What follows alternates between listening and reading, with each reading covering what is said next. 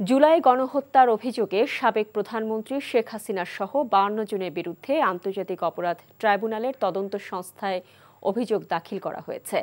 অভিযোগে 20 জন সাবেক মন্ত্রী, এমপি ও পুলিশের নাম উল্লেখ করা হয়েছে। একই সাথে গণহত্যায় উস্কানি দেয় 32 জন সিনিয়র সাংবাদিক ও সুশীল সমাজের কয়েকজন প্রতিনিধিকে অভিযুক্ত করা হয়েছে। তাদের মধ্যে সাংবাদিক নাইমুল ইসলাম খান, শাকিল আহমেদ, প্রভাস আমিন এবং ফারজানা রূপার নামও রয়েছে। অভিযোগে বলা হয়, গত 14 জুলাই গণভবনে শেখ হাসিনার সাথে সংবাদ সম্মেলনে প্রশ্ন করে উস্কানি দিয়েছেন এবং টকশোতে গণহত্যার বৈধতা দিয়েছে এসব সাংবাদিকরা।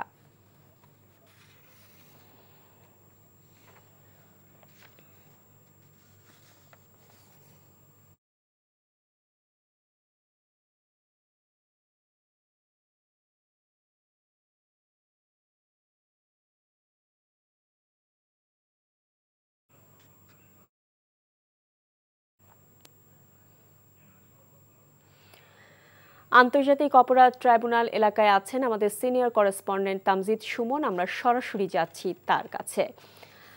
তামজিদ, সাবেক প্রধানমন্ত্রী শেখ হাসিনা সহ 52 জনের বিরুদ্ধে অভিযোগ দাখিল করা হয়েছে, যেখানে গণহত্যায় উস্কানি দেওয়ার জন্য 32 জন সিনিয়র সাংবাদিককে অভিযুক্ত করা হয়েছে। তো এই বিষয়ে আর কি তথ্য আপনার কাছে আছে আমাদের জানাবেন।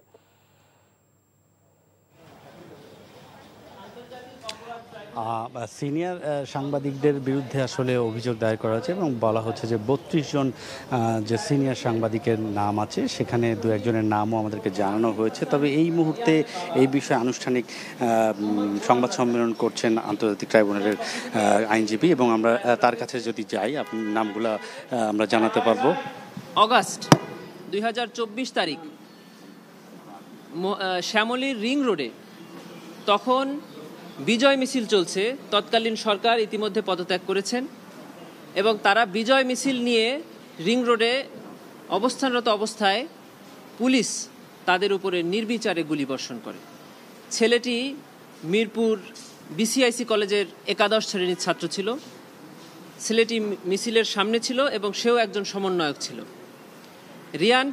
রিয়ানের মুখে, মাথা এবং গলায় গুলি লাগে এবং সাথে সাথে সে ওখানে মারা যায়।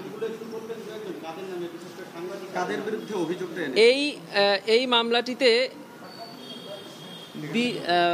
সাবেক প্রধানমন্ত্রী এবং তার মন্ত্রী পরিষদের তৎকালীন যারা খুব অ্যাক্টিভ ছিলেন সেই সদস্য, পুলিশের সদস্য যারা দায়িত্বশীল পর্যায়ে ছিলেন, সাথে 30 জন সাংবাদিক, কলামিস্ট, তারপরে যারা নিজেদেরকে সুশীল দাবি করেন, টকশো করেন, এদেরকে আসামি করা হয়েছে। এই আসামিদের মধ্যে আমরা এই মামলার বাদী তিনি প্রধানত উল্লেখ করেছেন যারা 3 অগস্ট